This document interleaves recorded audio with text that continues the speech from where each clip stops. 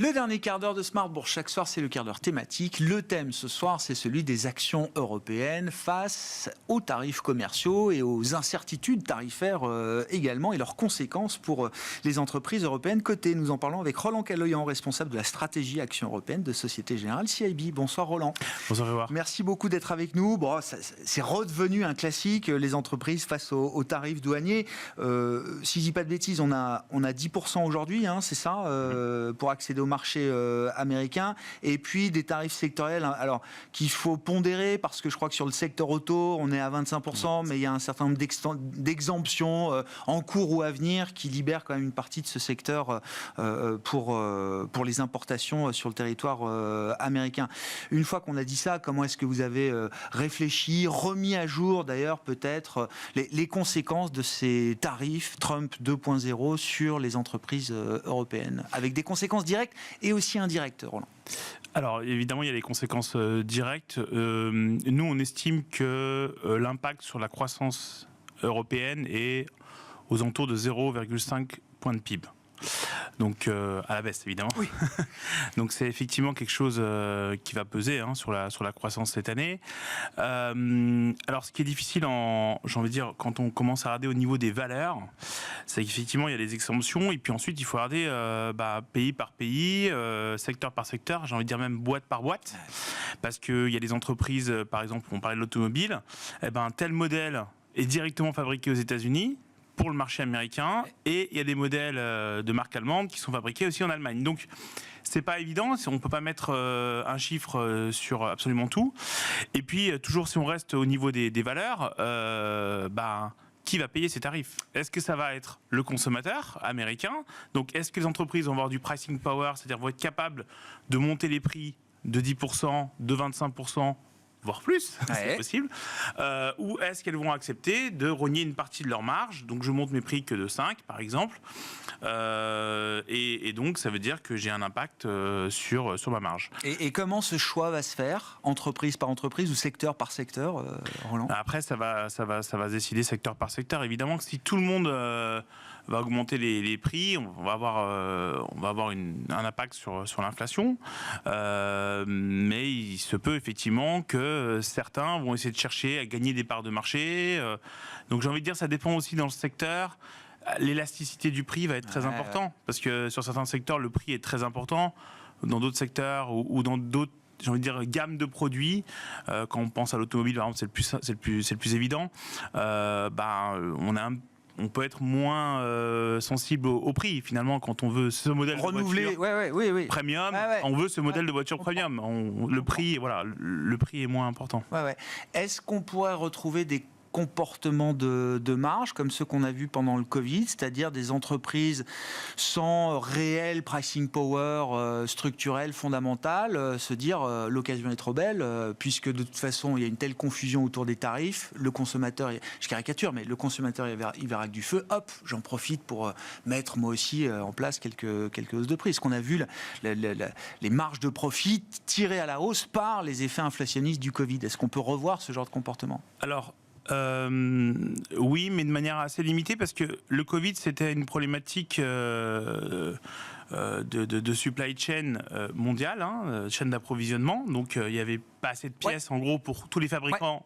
Si on reprend encore l'exemple de l'automobile dans le monde, mais c'était vrai aussi pour les industriels, etc. Donc, tout le monde augmentait les prix. Là, attention, parce que si on reste sur les voitures vendues aux États-Unis, celles qui vont être fabriquées aux États-Unis auront un avantage compétitif. Donc, là-dessus, effectivement, si elles décident d'augmenter aussi leur prix, elles vont augmenter leur marge, c'est possible, mais je pense pas qu'on est totalement dans la même configuration. Ce que cherche aussi dans l'administration américaine, c'est donner un avantage compétitif à ceux qui produisent aux États-Unis. Exactement. Il y a une histoire derrière aussi, c'est la réindustrialisation des États-Unis. Et je pense qu'il est encore un petit peu trop tôt. Je n'ai pas vu encore de grandes annonces industrielles en disant, attention, je parle depuis les annonces de tarifs, d'aller rebasculer complètement la production aux États-Unis. Après, à moyen terme, je pense que les entreprises vont s'adapter elles ne font que cela depuis le Covid. Ah oui. Covid, crise énergétique, guerre. Donc elles savent s'adapter, elles s'adapteront. Et je pense effectivement, on risque de voir une partie de réindustrialisation aux États-Unis. Ah ouais. Oui, on oublie, on sous-estime souvent l'agilité des entreprises face à ces chocs et cette économie de choc. Il y a les conséquences directes pour les entreprises européennes qui cherchent un accès au marché américain, et puis il y a les conséquences indirectes, avec pour le coup une concentration de la guerre commerciale sur la Chine, qui va avoir des répercussions. Alors c'est la question, conséquences positives et ou négatives pour des entreprises européennes sur leur marché européen, mais peut-être aussi des conséquences et des opportunités sur le marché chinois, Roland. Alors oui, surtout l'Europe a une relation avec la Chine très spécial, j'ai envie de dire. Et c'est même mis en avant par Mario Draghi dans son rapport en disant pendant des années, les Chinois ont été un peu nos clients et maintenant ils deviennent même des compétiteurs. Donc c'est vrai que là-dessus, pour beaucoup d'entreprises et beaucoup de secteurs, ça reste un client important. Et c'est vrai que la guerre commerciale se focalise entre les États-Unis et l'Europe pour l'instant. Et la Chine pour l'instant. Il faut savoir qu'on parle quand même quand on a les exportations chinoises vers les États-Unis, on parle de 439 milliards de dollars. 12% des exportations chinoises, c'est vers les États-Unis. Donc si demain ce marché est fermé, quasiment fermé, où vont partir les produits Donc là où ça sera plus facile de les exporter. Voilà, donc l'Europe reste évidemment une région où on pourrait voir plus de produits chinois, et ça peut être effectivement un risque pour les entreprises européennes aussi, de voir une arrivée de produits chinois. Donc on a un petit peu regardé, nous, quel peut être l'impact. Ce qu'on a fait, c'est qu'on a regardé un petit peu les secteurs qui exportaient aux États-Unis. On a regardé aussi l'élasticité au prix, parce que c'est souvent sur ce type de produit. Là où il y avait aussi de la surcapacité, parce que c'est là aussi où on peut avoir des prix. Après, on a trouvé des choses qui sont finalement, en termes sectoriels, au niveau du marché, relativement limitées. On parle de biens d'équipement électronique. Bon, les entreprises européennes, c'est pas un gros secteur dans le marché européen. Pareil pour l'électroménager. Encore une fois, quand je parle des marques, on pense peut-être plus à des marques coréennes ou des marques japonaises quand on va acheter sa télé ou son nouvel ordinateur. Les batteries, on n'a quasiment plus non plus de batteries en Europe. Il y a tout ce qui est panneaux solaires, mais ça, j'ai envie de dire, c'est déjà la réalité. Exactement. C'est déjà la réalité. Et puis il y a l'automobile. Alors l'automobile, là aussi, ça a déjà commencé. Et puis c'est pas vraiment la conséquence des tarifs. Parce qu'en fait, il y a déjà des taxes de douane très importantes sur les importations. Il n'y a que 120 000 véhicules qui sont exportés de la Chine aux États-Unis, donc c'est très faible. En Europe, vers l'Europe. Non, vers les États-Unis. Chine, qui pourrait se reporter. Oui, je comprends. Et là, c'est la première fois dans les données cette année qu'on a vu un inversement entre l'Europe et la Chine dans la balance commerciale sur l'automobile. C'est-à-dire que historiquement, on exportait plus de voitures en Chine qu'on importait de Chine. Et là, ça a basculé. Les lignes sont... Et en plus, si on parle vraiment des marques, il y a le projet quand même de BYD de s'installer en Hongrie et de commencer la production dès la seconde partie de l'année. Donc là, effectivement, c'est pas une conséquence directe non plus des tarifs, mais un secteur qui pourrait être effectivement sous pression. Le marché américain étant déjà verrouillé pour l'automobile chinoise, il n'y a pas besoin de se reporter massivement sur l'Europe, qui est déjà une terre de conquête pour les marques chinoises. Donc vous dites au final assez peu de secteurs européens qui seraient exposés à une intensité concurrentielle nouvelle, délirante venant de Chine. Alors après, ça sera sur des produits sélectifs. Je pense aux semi-conducteurs, je pense à la chimie, je pense au textile. Donc ça peut être effectivement des sous-compartiments. Il faudra voir aussi l'agressivité de la Chine. Et ça sera sur certains produits. Parce que les Européens, les entreprises semi-conducteurs européennes et chinoises... Ils n'ont pas toute la même gamme. Exactement. Bien sûr. Donc est-ce que les Chinois vont monter en gamme pour concurrencer les Européens ? Donc ça c'est effectivement une question qu'il faudra voir. Là, ça sera plus une question industrielle, j'ai envie de dire, comment vont se positionner les Chinois. Alors que les Européens deviennent des clients des producteurs chinois, c'est une chose, mais la Chine reste quand même aussi en partie un client pour bon nombre d'entreprises européennes. Est-ce que cette guerre commerciale et cet affrontement concentré entre les États-Unis et la Chine, est-ce que c'est l'occasion pour des entreprises européennes de retrouver une partie des parts de marché qu'elles ont pu perdre ces dernières années en Chine ? Oui, et par rapport aux entreprises américaines, parce que comme les Chinois mettent aussi des taxes de douane en réponse aux Américains, ça va être plus compliqué aussi pour les Américains de faire de continuer à gagner des parts de marché en Chine.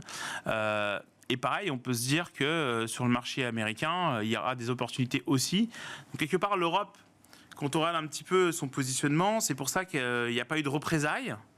Elle se donne le temps de réfléchir. Je ne sais pas si c'est voulu en tout cas, mais elle veut plutôt chercher à négocier et pas se mettre à dos ni les Chinois ni les Américains. Effectivement, il peut y avoir aussi des parts de marché qui sont gagnées par les entreprises européennes dans ces deux zones-là.